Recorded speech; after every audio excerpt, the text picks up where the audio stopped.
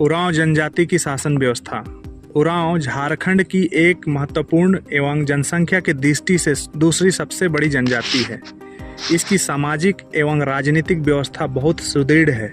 जब उरांव छोटा नागपुर में आ बसे तो हर परिवार या कुल के लोगों ने जंगल के किसी उपयुक्त भाग को चुना तथा जंगलों को साफ कर खेती योग्य भूमि बनाई, उसी में झोपड़ियां बनाई।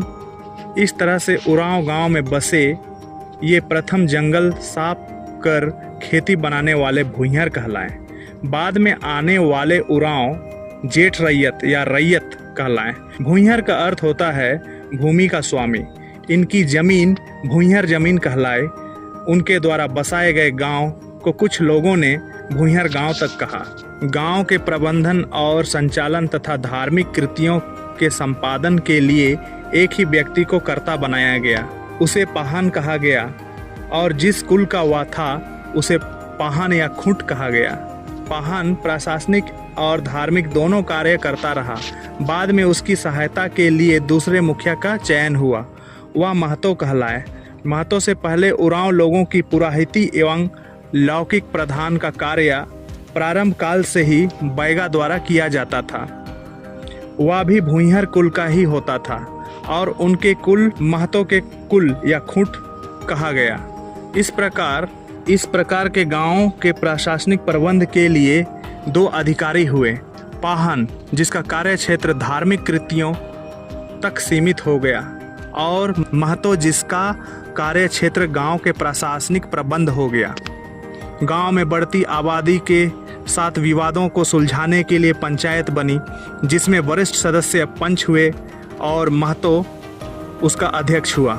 आसपास के गांव में प्राकृतिक और अलौकिक शत्रुओं से छुटकारा के लिए एक साथ मिलजुल कर काम करने की जरूरत का एहसास हुआ, जिसका आधार संबंधियों का समूह न होकर स्थानीय समिति बना।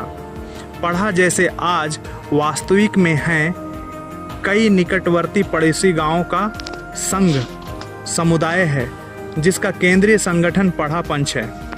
पढ़ा पंच का गठन 7, 12 या 21 तथा 22 गांवों को मिलाकर होता है, जिसका मुखिया राजा कहलाता है। अब इस व्यवस्था में आंशिक विघटन होने के कारण पढ़ा के गांवों की संख्या 5, 4 या 3 तक ही रह गई है। पढ़ा के गांव में से एक को राजा गांव, दूसरे को दीवान गांव, तीसरे को पनेरे गांव, चौथे को कोतवार गांव और शेष गांवों को प्रजा गांव कहते हैं। हर गांव का अपना विशेष प्रक्रिया होता है।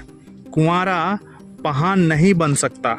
एक पाहन गांव को बसाता है, दूसरा महतो गांव को चलाता है। फिर भी इनको कर लगाने या वसूलने का कोई वित्तीय अधिकार नहीं है।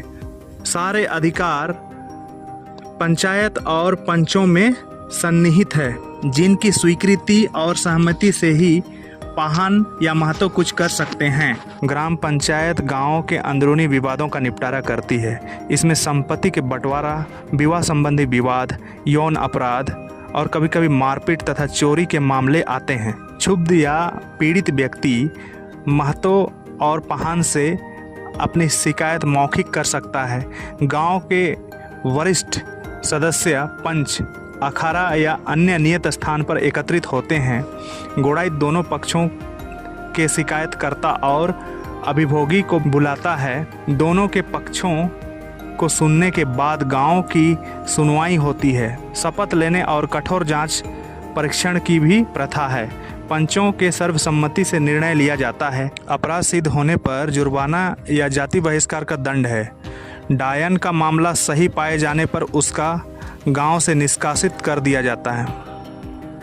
जुर्माना के पैसों से भोज भात और शराब पर खर्च किए जाते हैं। एक गांव का दूसरे गांव के साथ हुए विवादों का निपटारा पढ़ा में ही होता है। जाति बहिष्कार का अंतिम निर्णय पढ़ा ही लेता है और पुनर्प्रवेश तथा अलौकिक खतरों के निपटारा और विपदाओं से सुरक्षा, सांस्कृतिक कार्यों का आयोजन जैसे यात्रा, नाच, सामूहिक शिकार आदि पढ़ा के ही मुख्य कार्य हैं। विशेष परिस्थिति में कोई गांव एक पढ़ा को छोड़कर दूसरे पढ़ा में शामिल हो सकता है, किंतु पुराने पढ़ा से भी बड़ा संगठन या संगठन बन जाता है, जिसे अंतर पढ़ा कहते हैं। अब उरांव गांव में सरकारी पंचायतें बन चुकी हैं। इनमें राजनीतिक चेतना का विकास हो गया है।